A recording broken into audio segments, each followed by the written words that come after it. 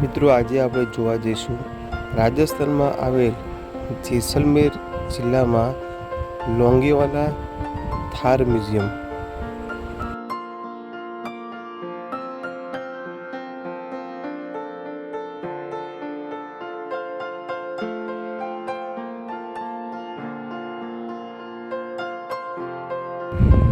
જેસલમેર શહેરથી લગભગ 150 કિલોમીટરના અંતરે આ લોંગેવાલા થાર મ્યુઝિયમ આવેલું છે।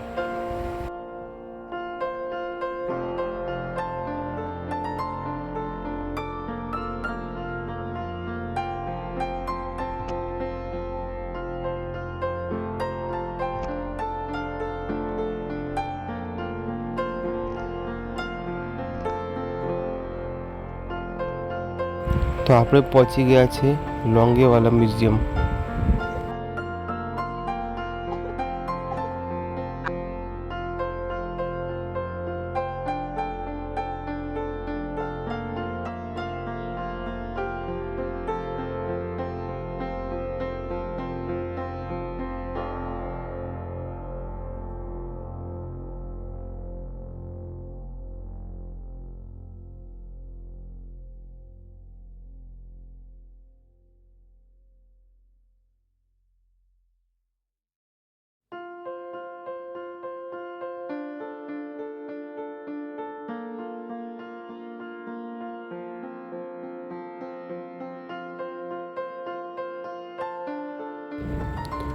લોંગેવાલાની લડાઈ એ 1971માં ભારત પાકિસ્તાનના યુદ્ધની પ્રથમ સૌથી મોટી લડાઈ હતી।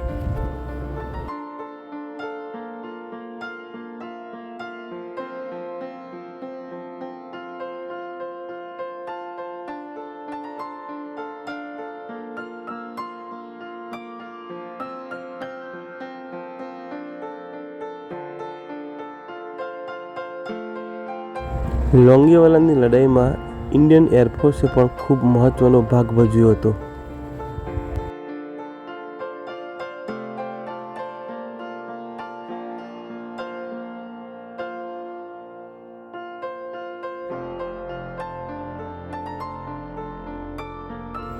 વિડીયોમાં જે તમને સામે દેખાય છે એ છે ભારતીય ડિફેન્ડેડ પોસ્ટ, જેમાં રહી અને ભારતીય સૈનિક આગળ વોચ રાખી શકતા હતા અને અંદર છુપાઈને હુમલો પણ કરી શકતા હતા।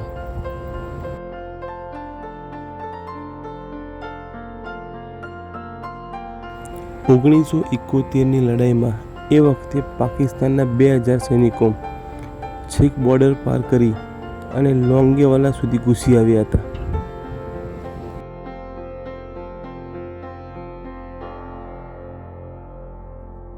આ છે એ વખતની ડિફેન્ડેડ પોસ્ટ, જેના અંદરથી આ રીતનું કંઈક દેખાય છે। અંદર આવતાની સાથે જ આપણને એ વખતનો શૂરવીરોનો, બહાદુર સૈનિકોનો ઇતિહાસ યાદ આવી જાય છે।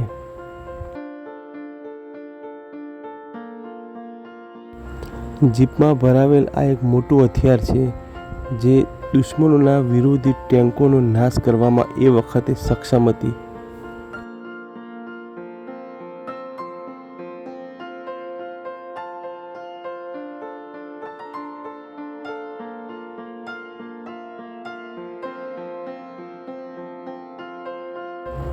અને આની સામેની બાજુએ પાકિસ્તાનના ઘણા બધા તૂટેલા ફૂટેલા વાહનો, જે યુદ્ધ વખતે આપણા ભારતીય સેનાએ તેનો નાશ કર્યો હતો, તે પણ અહીં એ જ હાલતમાં અહીં લોકો માટે ખુલ્લા મૂકેલા છે। જે સામે દેખાય છે એ છે પાકિસ્તાનની ટેન્ક, અને બાજુમાં પણ છે એક પાકિસ્તાની ટ્રક।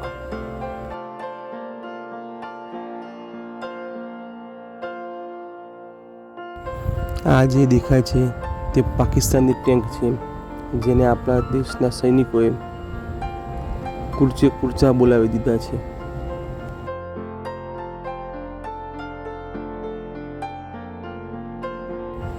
અને આ છે પાકિસ્તાનની ટ્રક, એને પણ ખૂબ મોટું નુકસાન થયેલું છે।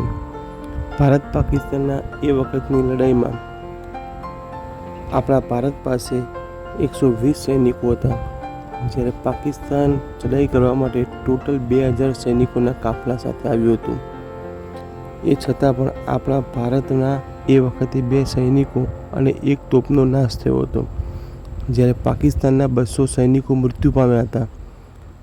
36 રણગાડી, 500 કરતાં વધુ વાહનો અને 25 તોપોનો નાશ કરાયો હતો.